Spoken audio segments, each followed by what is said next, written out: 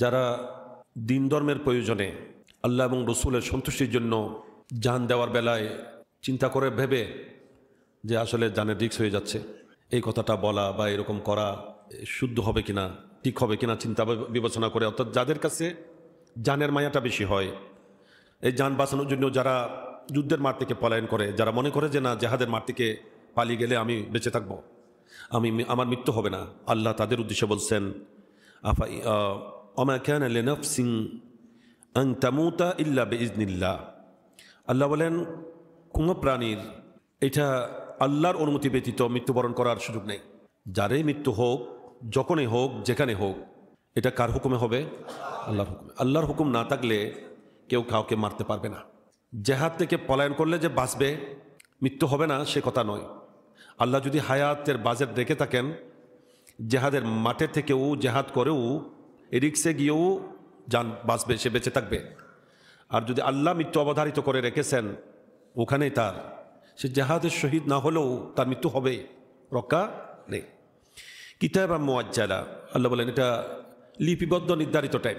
আমি প্রত্যেকের মৃত্যুকে নির্দিষ্ট টাইমে লিপিবদ্ধ করে দিয়েছি। ওগুলো আমি বারংবার হাদিসগুলো বলেছি, বুখারী শরীফের মধ্যেও হাদিস বিদ্যমান।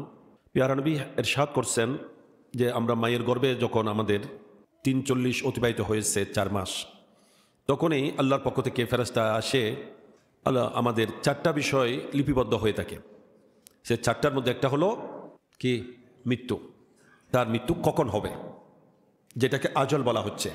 নির্ধারিত একটা টাইম দেওয়া হয় যে অমুক বছরের অমুক তারিখ, অমুক বারে, অমুক টাইমে তার মৃত্যুটা হবে, এবং যার মৃত্যু যেখানে আল্লাহ অবধারিত রেখেছেন সেখানে হবে।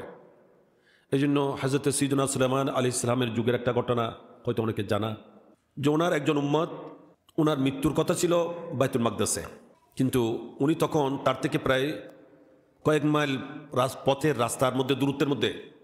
এখন আজরাইল আলাইহিস সালাম আল্লাহ দরবার আওয়াজ করলেন, আল্লাহ এর মৃত্যুর তালিকা তো এখানে, কিন্তু সে অনেক দূরে, এটা কেমনে হয়? আল্লাহ বলেন তুমি তার কাছে যাও।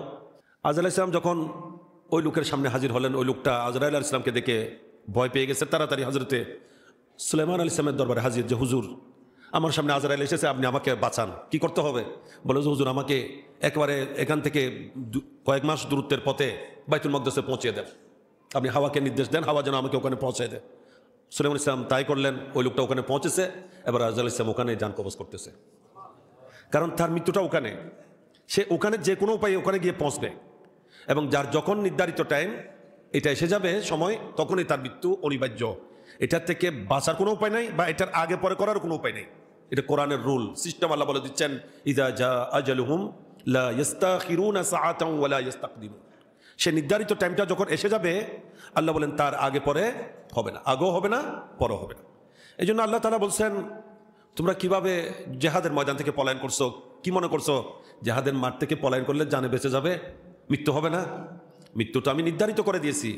এখানে যেখানে যাও না কেন, ওখানে তোমাদের নির্ধারিত টাইমে মৃত্যুটা হবেই হবে।